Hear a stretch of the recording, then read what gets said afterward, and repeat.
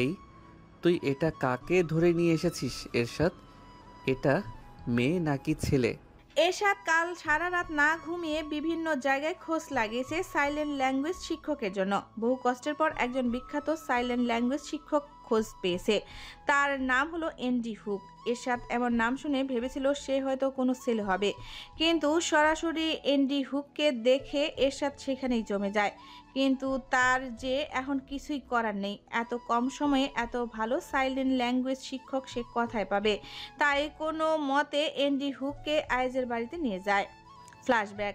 আয়েজ বেশ অনেকক্ষণ যাবৎ ধরে তার বাড়ির ড্রয়িং রুমে পায়চারি করছে। এরশাদকে সে 11টায় আসতে বলেছিল। এখন 11:10 বাজে, এখনও এরশাদ আসছে না। কিছুক্ষণ পর কলিং বেল বেজে উঠল। আয়েজের বাড়ির সার্ভেন্টকে দরজা খুলে দেয়। আয়াসে নিজেকে ঠিক করে গম্ভীরভাবে 2 হাত পেছনে মুঠো করে দাঁড়িয়ে রয়। এরশাদ ভয়ে ভয়ে আয়েজের সামনে আসলো। এরশাদের পেছনে এনডি হুক।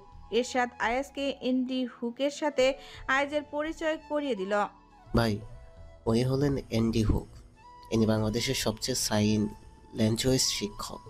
আয়াস দেখলো এনডি হুক নামক ব্যক্তিটা সাদা শার্ট, কালো টাই প্যান্ট, কালো কোট পরে আছে। চুলগুলো একপাশে সিধি করে রাখা।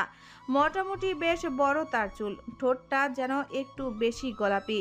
আয়াস হ্যান্ডশেক করার জন্য এনডি হুকের দিকে হাত বাড়ালো আর বলল, hello mister Andy Hook, I am Ayaz Khan. Andy Hook মুখে চওড়া হাসি নিয়ে আয়াজের সাথে হাত মিলিয়ে মেয়েলি ভঙ্গিতে বলে উঠল, হাই হ্যান্ডসাম, আমি অ্যান্ডি হক। তোমার সাথে দেখা হয়ে খুব ভালো লাগলো। আয়াস এনডির এমন মেয়েলি কথা শুনে হতবাক হয়ে এরশাদের দিকে তাকায়, আর এরশাদ অসহায় চোখে আয়াজের দিকে আগে থেকেই তাকিয়ে রয়। আয়াস নিজের হাত থেকে এনডির হাত ছাড়ানোর চেষ্টা করছে, কিন্তু এনডি মুখে একটা রোমান্টিকতা ভাব নিয়ে আয়াজের হাত ধরে আছে। আয়াজের এবার বেশ রাগ লাগছে, কিন্তু কিছু করার নেই। এই লোককেই তো তার দরকার। আয়াস কোনো মতে এনডির থেকে নিজের হাত ছাড়িয়ে নিয়ে মুখে মিথ্যা হাসি ঝুলিয়ে শুধালো, তা মিস্টার অ্যান্ডি, এরশাদ হয়তো আপনাকে সব কিছু বলে নিয়ে এসেছে। আমি 1 সপ্তাহের মধ্যে সাইন ল্যাঙ্গুয়েজ শিখতে চাচ্ছি। আপনি হয়তো আমার কথা বুঝতে পারছেন। এনডি আয়াজের কথা শুনে মেয়েদের মতো হাত নাড়িয়ে মেলি কণ্ঠে বলে উঠল, ওফ হ্যান্ডসাম, ওরা মিস্টার না, মিস হবে। আর তুমি একদম চিন্তা করো না, আমি তোমাকে সব কিছু শিখিয়ে পড়িয়ে দিব। তারপর দেখবা তুমি আমাকে ছাড়া আর কিছুই বোঝো না। এনডির এমন কথায় এরশাদ বিষম খেলো। আয়াজ কটমট চোখে এরশাদের দিকে তাকায়। এরশাদ আয়াজের এমন চাহনি দেখে তাড়াতাড়ি করে এনডিকে শুধালো, এ মানে মিস্টার ও সরি মিস অ্যান্ডি। আচ্ছা, আয়াজ ভাইয়ের কিছু গুরুত্বপূর্ণ কাজ আছে, তাই আপনি কাল থেকে আসিয়েন। এনডি মেলি ভাবে বলে উঠল, ও তাই নাকি? ইস, ভাবলাম আজকে এই হ্যান্ডসামকে বেশ কিছু শিখিয়ে পড়িয়ে যাব। এ মানে সাইন ল্যাঙ্গুয়েজ। আচ্ছা থাক, কালকে তো তোমার সাথে দেখাই হচ্ছে হ্যান্ডসাম। বাই। মেয়েদের মতো হাত নাড়িয়ে আয়াজের থেকে বিদায় নিয়ে এনডি চলে গেল। এনডি চলে যাওয়ার পরপরই আয়াজ চোখ পাকিয়ে এরশাদের দিকে তাকায়। আয়াজের এমন চাহনিতে এরশাদের জান যায় যায় অবস্থা। বর্তমান। ইয়ে মানে ভাই, আমি তো নাম শুনে প্রথমে ছেলে ভেবেছিলাম, কিন্তু কে জানতো এটা তৃতীয় লিঙ্গ হবে। না, তুই কিছুই জানতিস না। তুই তো দুধের শিশু, তোকে এখন সব পড়িয়ে শিখিয়ে দিতে হবে। শালা, নিজের বউয়ের জন্য নিজের এত সুন্দর হাতটা হেফাজত করে রেখেছিলাম, কিন্তু কিন্তু আজ তোর জন্য ওই এন্ডি না ফেন্ডি আমার বউয়ের হক নষ্ট করলো। এরশাদ, আগামী 2 দিন তুই বাড়িতে যাবি না, এটাই তোর শাস্তি। আয়াজের কথা শুনে এরশাদ চোখ বড় বড় করে তাকিয়ে আছে। বাড়ি যাবে না মানে? আজ সকালে তার বউকে কত মানিয়ে রাগ ভাঙিয়েছে, আর বলে এসেছে আজ তাড়াতাড়ি বাসায় ফিরবে। এখন যদি 2 দিনেও সে বাড়ি না যায়, তাহলে তো তাকে সারা জীবন বউহীনা কাটাতে হবে। ভাই ভাই, এমনটা করবেন না প্লিজ। 2 দিন বাসায় না গেলে এই বয়সে বউ ছাড়া হয়ে যাব। প্লিজ ভাই, এই শাস্তি দিবেন না। বেশ আকুতির সাথে কথা বলে উঠল এরশাদ। আয়াজ সোফায় গিয়ে আয়েশি ভঙ্গিতে বসে শুধালো, লজ্জা করে না এক অবিবাহিত মাসুম ছেলের সামনে এত বউ বউ করতে? আর বউকে এত ভয় পাস কেন তুই? বউ কি বাঘ না ভাল্লুক যে বউকে ভয় পেতে হবে? যারা বউকে ভয় পায় তাদের সবাইকে ধরে উগান্ডা পাঠিয়ে দেওয়া দরকার। এখন নিজের বউ নেই দেখে এত বড় বড় লেকচার দেওয়া হচ্ছে। বিয়েটা একবার করো বাছাধন, তারপর বুঝবে বউ কি জিনিস। হ্যাঁ। কিরে, দাঁড়িয়ে দাঁড়িয়ে কি বিড়বিড় করছিস? কই কিছু না তো ভাই। কিছু না হলেই ভালো। আচ্ছা শোন, আমার এখন পার্টি অফিসে যেতে হবে, ওখানে কিছু কাজ পড়ে গেছে। আমিও যাবো ভাই। না, তোর যাওয়ার দরকার নেই। তুই বরং এক কাজ কর, এই অ্যান্ডি ফ্যান্ডি আপেলের ক্যান্ডিকে বিদায় করে কোনো সুস্থ সবল সাইন ল্যাঙ্গুয়েজ শিক্ষককে ধরে নিয়ে আয়। এবার যদি উল্টাপাল্টা কাউকে ধরে আসিস তাহলে তোকে 1 সপ্তাহ তোর বউয়ের কাছে যেতে দিব না। উম, জি ভাই, আর এমন হবে না। জাফর আলী খান নিজের রুমের খাটে হেলান দিয়ে বই পড়ছিলেন। তখনই দরজায় নক করার আওয়াজ আসে। জাফর আলী খান বই থেকে মুখ তুলে দরজার দিকে তাকালেন। সে দেখতে পেলেন কথা দরজার সামনে দাঁড়িয়ে আছে। জাফর আলী খান মুচকি হেসে কথাকে ভেতরে আসতে বললেন। জাফর আলী খানের অনুমতি পেয়ে কথা রুমে প্রবেশ করলো। কথা জাফর আলী খানের পাশে গিয়ে তার কোলে মাথা রেখে শুয়ে পড়ল। আর জাফর আলী খানও তার আদরের নাতনির মাথায় পরম মমতায় হাত বুলিয়ে দিতে থাকলেন। এই নাতনিটা যে তার বেশ আদরের। জাফর আলী খান কথার মাথায় হাত বুলাতে বুলাতে চলে গেলেন অতীত। আজ থেকে প্রায় ১৯ বছর আগে জাফর আলী খান তার প্রাণপ্রিয় বন্ধু আহমেদ চৌধুরীর সাথে তাদের বন্ধুত্ব সম্পর্কটা আরও মজবুত করতে জাফর আলী খানের ছোট্ট ছেলে ইলিয়াস আলী খান ও আহমেদ চৌধুরীর একমাত্র মেয়ে জোনাকি চৌধুরীর বিয়ে ঠিক করেন। আহমেদ চৌধুরী পেশায় একজন প্রাইমারি শিক্ষক ছিলেন, বলতে গেলে মধ্যবিত্ত শ্রেণীর মানুষ, কিন্তু তাতেও জাফর আলী খান ও আহমেদ চৌধুরীর বন্ধুত্বে কোনো কমতি ছিল না। জোনাকি চৌধুরী ছিলেন ভুবনময়ী সুন্দরী। এরকম সুন্দরী পুরো বালাগঞ্জে গ্রামে আর ছিল না। তিনি যেমন সুন্দরী ছিলেন তেমনি গুণবতীও ছিলেন। ইলিয়াস চৌধুরী খান প্রথম দেখাতেই জোনাকি চৌধুরীকে পছন্দ করে ফেলেন। ছেলে মেয়ে রাজি হওয়াতে জাফর আলী খান ও আহমেদ চৌধুরী তাদের বিয়ের ব্যবস্থা করেন। বিয়ের পর 1 মাস খুব সুন্দর করে ইলিয়াস আলী খান ও জোনাকি চৌধুরীর সংসারের অতিবাহিত হয়। এই 1 মাস দুজনকে মন প্রাণ উজাড় করে ভালোবেসেছে। কেউ কাউকে ছাড়া এক মুহূর্ত থাকতে পারতো না। কিন্তু এত সুখ হয়তো বিধাতা পছন্দ হলো না। 1 মাস পর হঠাৎ জোনাকি চৌধুরীর গায়েব হয়ে গেলেন। যাওয়ার আগে একটা চিঠি ইলিয়াস আলীর জন্য লিখে গেল।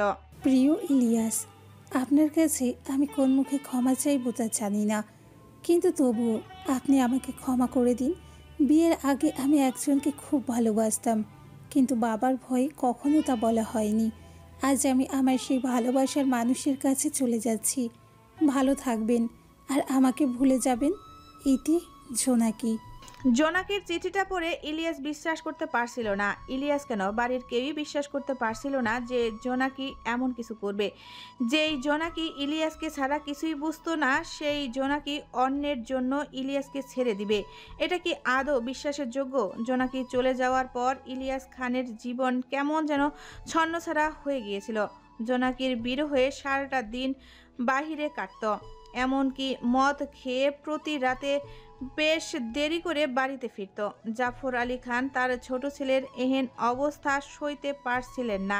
সে বুঝতে পারছিলেন না সে তার ছেলেকে কিভাবে ঠিক করবে, কিভাবে ইলিয়াস আলীকে আগের জীবনে ফিরিয়ে আনবে। তখনই বাড়ির বড় গিন্নি রাইমা খান জাফর আলী খানের কাছে একটা প্রস্তাব রাখলেন। তার ছোট বোন আফসানার সাথে ইলিয়াসের বিয়ের কথা উঠালেন।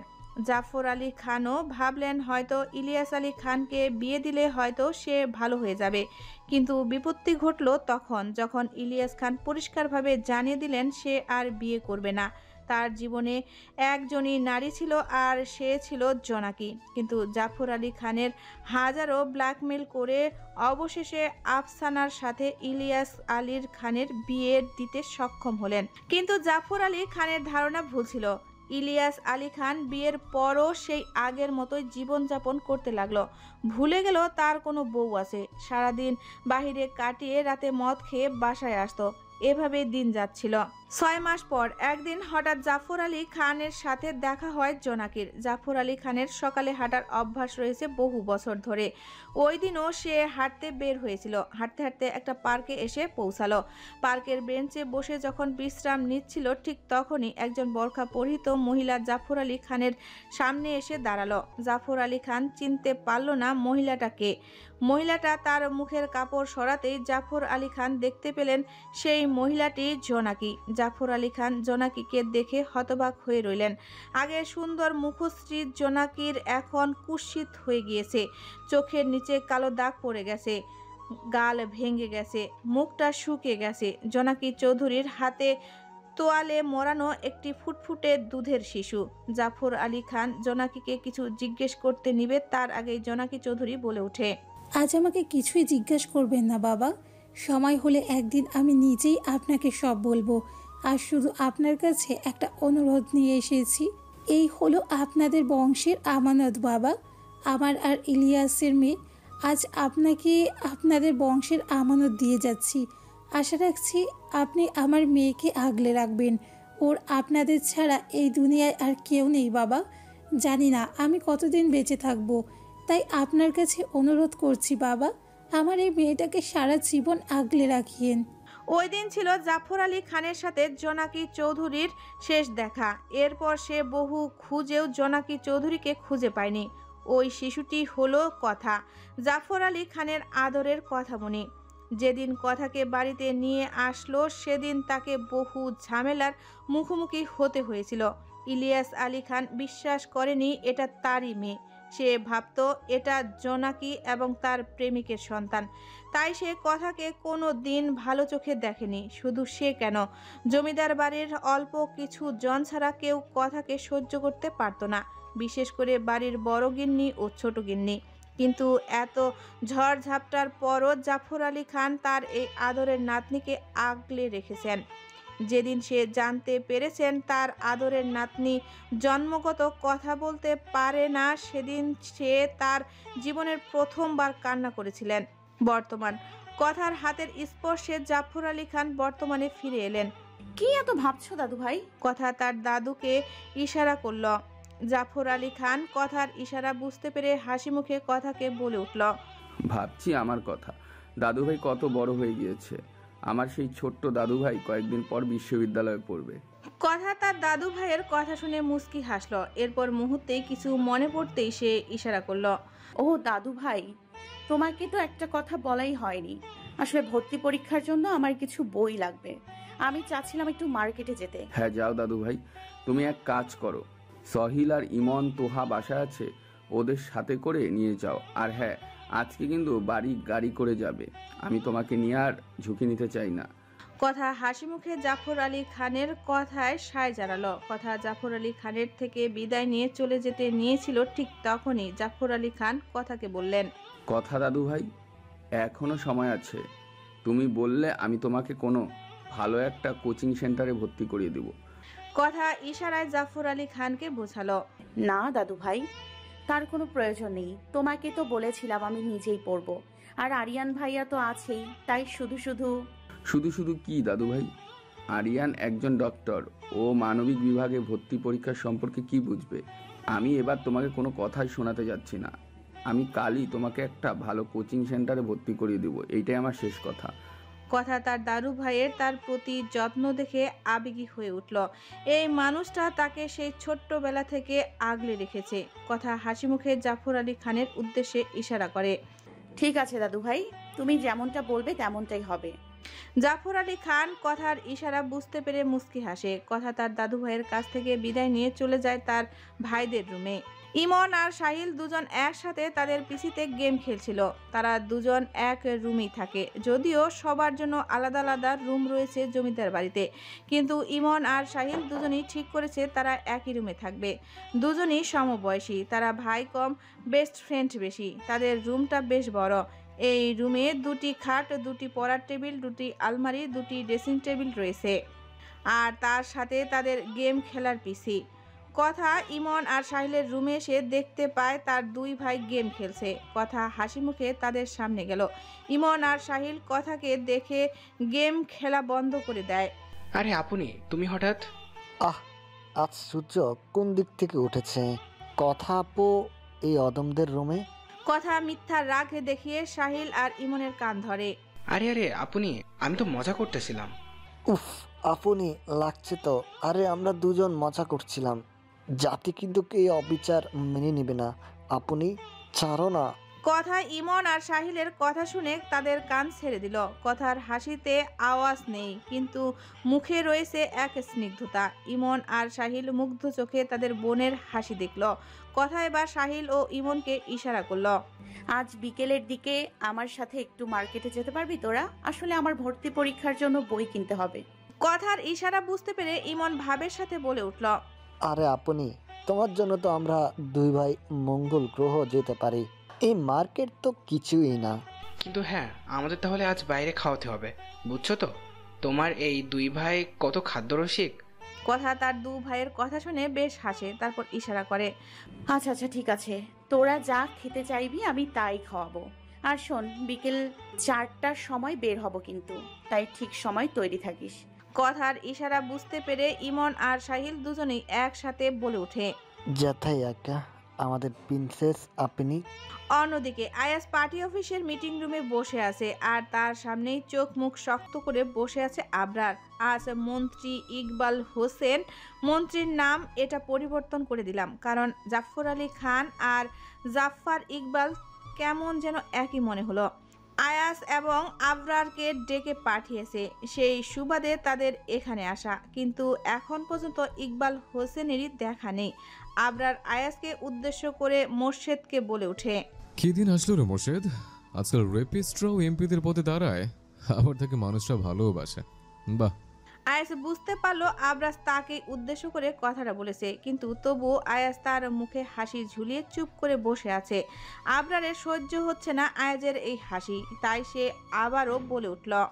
কিছু কিছু মানুষের সাথে বছরের পর বছর একসাথে থেকেও বোঝা যায় না মানুষটা কতটা জঘন্য হতে পারে। নিজের স্বার্থে 10 বছর বন্ধুত্ব ভাঙতে পিছু পা হয় না। এরা শুধু পারে নিজের স্বার্থ হাসিল করতে। আর আমি কাকে কি বলি?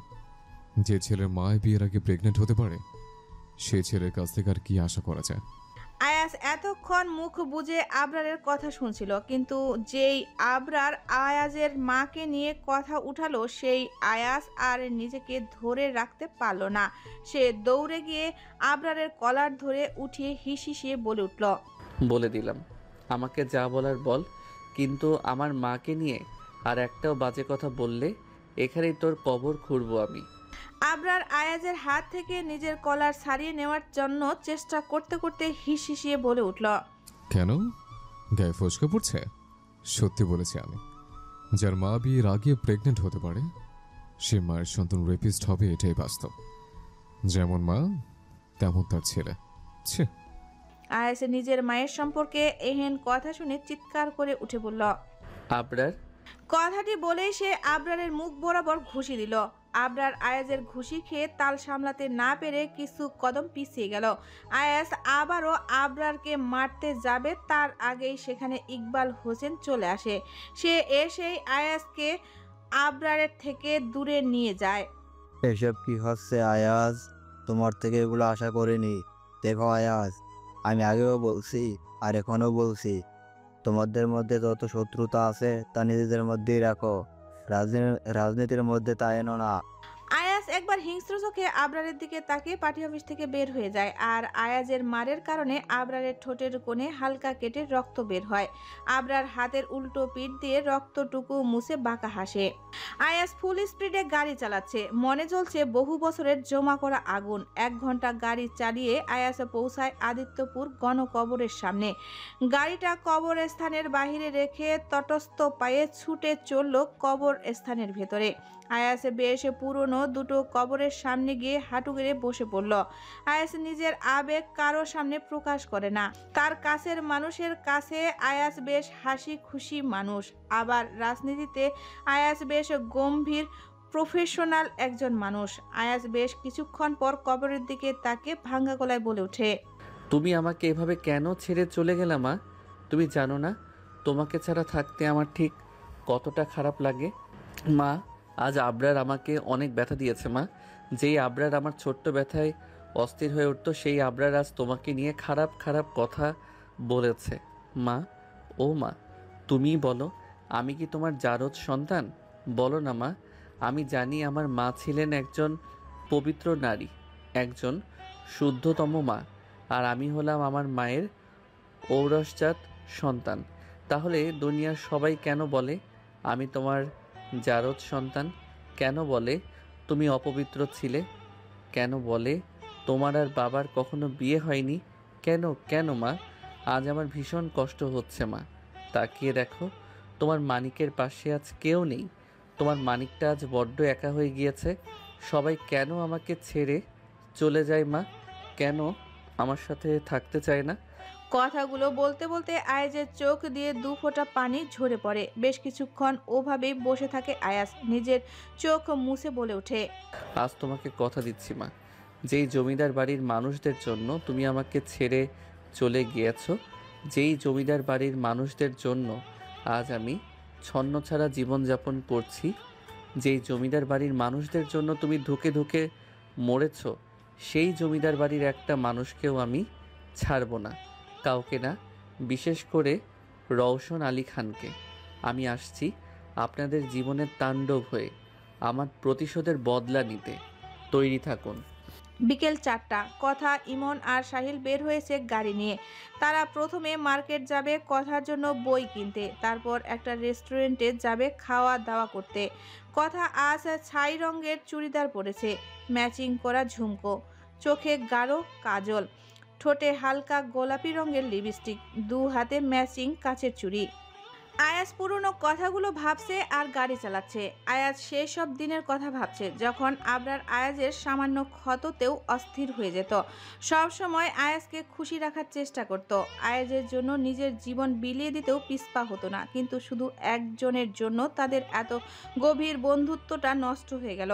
আয়াজ এইসব ভেবেই গাড়ি চালাচ্ছিল। হঠাৎ করে একটা মেয়ে আয়াজের গাড়ির সামনে চলে আসে। হঠাৎ এমন হওয়াতে আয়াজ বেশ জোরে ব্রেক কষে। কথা, ইমন, সাহিল কথার প্রয়োজনীয় বই কিনে মার্কেট থেকে বের হয়েছিল, আর তখনই কথা রাস্তার ওপারে ফুচকার দোকান দেখল। ফুচকা কথার ভীষণ আবেগের খাবার, তাই তো ফুচকা দেখে রাস্তার ওপাশে কিছু না ভেবেই ছুট লাগালো। আর তখনই একটা গাড়ি কথার দিকে ধেয়ে আসছিল। কথা বুঝতে পারলো না সে কি করবে, তাই সে ভয়ে মাথা চেপে রাস্তায় বসে পড়ল। আর ওই দিকে ইমন আর সাহিল কথাকে ওই অবস্থায় দেখে বেশ ভয় পেয়ে গেল। আয়াজের বুকটা কেমন ধড়ফড় করে উঠল। সে সময় মতো ব্রেক না কষলে আজকে খুব খারাপ কিছু হয়ে যেত। আয়াজ তাড়াতাড়ি করে গাড়ি থেকে নেমে মেয়েটার দিকে এগোলো, কিন্তু মেয়েটার কাছে যেতেই আয়াজের মাথাটা গরম হয়ে গেল, কারণ মেয়েটা কথা ছিল। আয়াজ মনে মনে ভাবলো, আজ এই মেয়েটাকে একটা শাস্তি দিয়েই ছাড়বে সে। এভাবে কেউ রাস্তার মাঝে দৌড়ায়, এক্ষুনি যদি কিছু হয়ে যেত তখন। আয়াজ কথার সামনে গিয়ে কথার বাহু ধরে টেনে উঠিয়ে কথায় কিছু বুঝে উঠার আগেই ঠাস করে একটা চর বসে দিল কথার গালে। কথা গালে হাত দিয়ে অবাক চোখে আয়াজের দিকে তাকিয়ে আছে। কথা আয়াজকে দেখেই চিনে ফেলে। ইমন, সাহিল এতক্ষণ রাস্তার সাইডে দাঁড়িয়ে এসব দেখছিল। তারা ভাবতেও পারেনি আবারও আয়াজকে দেখতে পারবে, কিন্তু তারা সব থেকে বেশি অবাক হয়েছে এই দেখে যে আয়াজ কথাকে থাপ্পড় মেরেছে। তারা তাড়াতাড়ি করে কথা আর আয়াজের সামনে আসে। আয়াজ বেশ ঝাঁঝালো কণ্ঠে কথার উদ্দেশ্যে বলে উঠল, এই মেয়ে, তোমার মাথায় কি জ্ঞান বুদ্ধি বলে কিছু আছে, নাকি মাথার ভিতরে পুরোটাই ফাঁকা? ওই দিন আমি নিষেধ করিনি এভাবে মাঝ রাস্তায় দৌড়াতে? বলো, নিষেধ করিনি?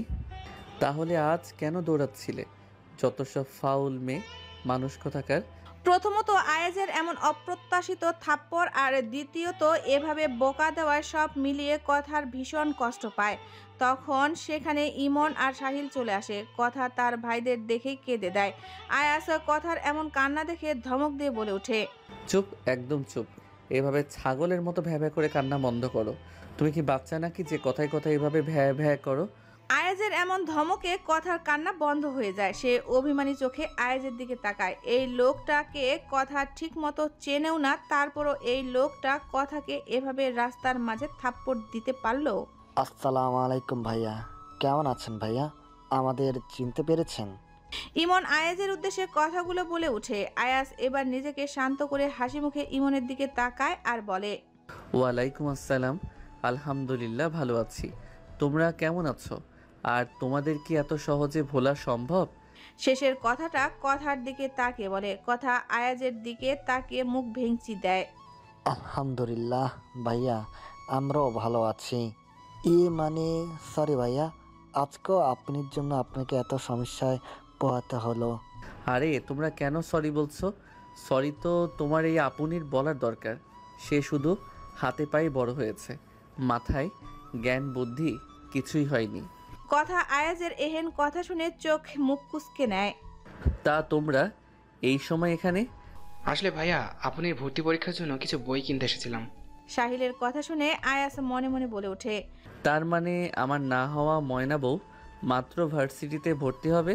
সিরিয়াসলি? মানে আমার না হওয়া ময়না বউ একটা বাচ্চা মেয়ে? আয়াজ সাহিলের কথার পরিপ্রেক্ষিতে কিছু বলতে নিবে তখনই আয়াজের ফোন বেজে ওঠে। আয়াজে দেখতে পেল এরশাদ ফোন করছে। এই হাদারামের নানার ভুল, সময়ে ফোন দেওয়ার অভ্যাসটা আর যাবে না। আয়াজ ফোন ধরে কানে নিল আর ওপাশ থেকে এরশাদ আয়াজের উদ্দেশ্যে কিছু বলল। আয়াজ শুধু হুঁ আসছি বলে ফোনটা রেখে দিল আর সাহিলদের উদ্দেশ্যে বলে উঠল, আজ আমি আসি, আসলে একটা গুরুত্বপূর্ণ কাজ পড়ে গেছে। আচ্ছা ঠিক আছে ভাইয়া, কিন্তু ভাইয়া আপনার নাম আর পরিচয়টা তো জানা হলো না। আয়াজ হাসি মুখে বলে উঠল, আমার নাম আয়াজ খান, আর পরিচয় বলতে গেলে হয়তো এবারের এমপি হতে পারি। তার মানে আপনিও এবার ভোটে দাঁড়িয়েছেন? তেমনই বলা চলে। সাহিল আরো কিছু বলতে নিবে আর তখনই আয়াজের ফোনে এরশাদের কল আসে। আয়াজ তাৎক্ষণিক সবার থেকে বিদায় নিয়ে সেখান থেকে চলে যায়। বন্ধ অন্ধকার ঘরে এক 40 কি 45 বছরের লোক হাত পা বাঁধা অবস্থায় ফ্লোরে পড়ে আছে। তার শরীরের নানা জায়গায় মারের দাগ, দাগগুলো দিয়ে রক্ত চুয়ে চুয়ে পড়ছে। চোখ মুখে ভীষণ ক্লান্তি। তখনই ওই ঘরে একটা আওয়াজ ভেসে আসলো, কেমন আছেন মিস্টার সৈয়দ খান? মেঝেতে পড়ে থাকা লোকটা নিভু চোখের সামনে থাকা ব্যক্তিটার দিকে তাকালো। ঝাপসা চোখে বোঝার চেষ্টা করছে তার সামনে কে। উক্ত লোকটা হাঁটতে হাঁটতে সৈয়দ খানের সামনে এসে দাঁড়ালো। সৈয়দ খান ক্লান্ত ভঙ্গিতে তার চোখ দুটো তুলে ব্যক্তিটার দিকে দেখার চেষ্টা করলো, কিন্তু যখনই উক্ত ব্যক্তিটাকে দেখতে পেল তখনই সৈয়দ খানের চোখ দুটো বড় বড় হয়ে গেল। শরীরে অস্বাভাবিক কাঁপন শুরু হলো। মুখ থেকে অস্পষ্ট সুরে বলে উঠল, আয়াজ খান? হ্যাঁ, উক্ত লোকটা হলো আয়াজ খান। সৈয়দ খানের মুখে নিজের নাম শুনে আয়াজ মৃদু হাসল। বাহ, তাহলে আমাকে এখনো মনে রেখেছিস, গুড। সৈয়দ খান দু হাতে ভর দিয়ে কোনো মতে নিজের মাথার ঝিমুরিত শরীরটা নিয়ে আয়াজের মুখোমুখি দাঁড়ালো। তুই এখানে? আর আমাকে এখানে তুই এনেছিস কেন? সৈয়দ খানের কথা শুনে আয়াজ অট্টহাসিতে মেতে উঠল। মনে হচ্ছে সৈয়দ খান বেশ মজার কথা বলেছে। ঘরের এক কোণে এরশাদ দাঁড়িয়ে আছে। আয়াজের এমন শান্ত রূপ তাকে ভীষণ ভয় পাইয়ে দিচ্ছে। আজকে যে আরেকবার রক্ত ঝরবে তা সে বেশ ভালো করেই বুঝতে পারছে। আয়াজে নিজের হাসি থামিয়ে সৈয়দ খানের দিকে তাকালো। চোখে তার এক ধরনের আগুন জ্বলছে। কেন? তুই জিজ্ঞেস করছিস কেন তোকে এখানে এনেছি? উফ সৈয়দ খান, এতটাও মাসুম সাজিস না তুই। পর মুহূর্তে কিছু একটা ভেবে, আচ্ছা ঠিক আছে, তুই যেহেতু জানিসই না তোকে এখানে কেন এনেছি তাহলে আমিই বলে দেই। এরশাদের দিকে তাকিয়ে, কি বলিস এরশাদ? এরশাদ আয়াজের ইশারা বুঝতে পেরে মাথা ঝাঁকায়। কিন্তু এভাবে বলে তো মজা পাবো না। এরশাদ, যা সৈয়দ খানের জন্য আমার স্পেশাল গিফটটা নিয়ে আয়। এরশাদ আয়াজের কথা বুঝতে পেরে রুম থেকে বের হয়ে যায়। আর কিছু সময়ের ব্যবধানে এরশাদ ঘরে প্রবেশ করে আর সাথে করে নিয়ে আসে একটা কাঁটা যুক্ত চাবুক। এরশাদ ঘরে প্রবেশের সাথে সাথে দুজন শক্তপোক্ত শরীরের দানব আকৃতির দুজন লোক ও প্রবেশ করলো। লোক দুটো এসেই সৈয়দ খানকে ধরে কোথাও নিয়ে যাচ্ছে। সৈয়দ খান ভয়ে চিৎকার করে উঠল, আমাকে কোথায় নিয়ে যাচ্ছে এরা? আয়াজ, আমাকে ছেড়ে দে, আমাকে যেতে দে। এভাবেই সৈয়দ খান আয়াজের কাছে আকুতি মিনতি করছিল, কিন্তু আয়াজ খান তো আজ অন্য ধ্যানে আছে। ঘরের মধ্যে লম্বা করে রড ঝুলানো রয়েছে, তার কিছু দূরে শিকল পড়ে আছে। ঘরের এক কোণে বড় ড্রাম ভর্তি পানি, এক পাশে এক বিশাল সুকেস যেখানে রয়েছে বিভিন্ন রকমের কেমিক্যালের অ্যাসিড।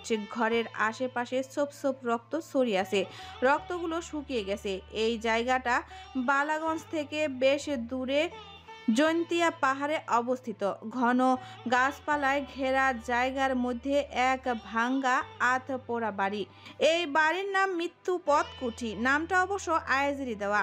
সৈয়দ খানকে রডের সাথে উল্টো করে ঝুলানো হলো, পা দুটো একসাথে করে উল্টোভাবে বাঁধা, হাত দুটো নিচে ঝুলে আছে।